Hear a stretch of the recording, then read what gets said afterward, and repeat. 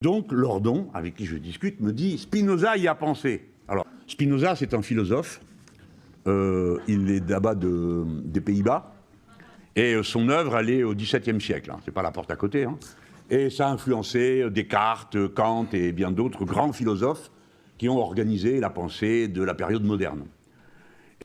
Connaître, comprendre, fait baisser la peur et la terreur, et donc aide à penser. Et puis il dit aussi quelque chose qui est encore plus important, que je vous ai aussi dit au début, la joie nous libère.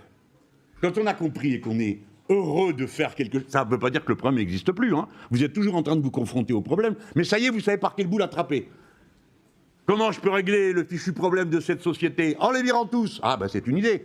Comment on s'y prend? Comme ci, comme ça, voilà, on fait de la politique. Et regarde, il y en avait un que j'aimais beaucoup, parce que celui-là je l'ai étudié, c'est Rabelais. Rabelais écrivait au XVIe siècle. Et lui, pareil, il dit « le rire est le propre de l'homme », et il écrit la chose suivante, Spinoza.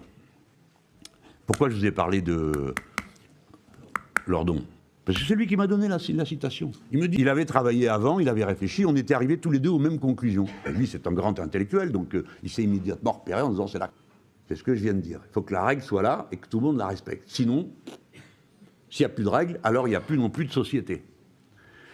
Il est en effet tout aussi impossible pour celui ou pour ceux qui détiennent la souveraineté, comme l'autorité politique, de courir les rues ivres ou nus, de se comporter en histrion, de violer ou de mépriser ouvertement les lois instituées par eux-mêmes.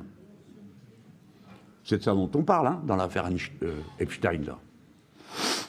Et avec cela, de conserver leur majesté, qu'il est impossible d'être et de ne pas être en même temps. Vous ne pouvez pas à la fois être un voyou, un criminel, et le contraire, quelqu'un qui donne des ordres aux autres et qui fait des lois. C'est ça que dit Spinoza, au XVIIe siècle. Et dit, si vous faites ça, alors il n'y a plus de société. Parce qu'on ne sait plus qui on doit respecter, qui on doit craindre et qui on doit mépriser.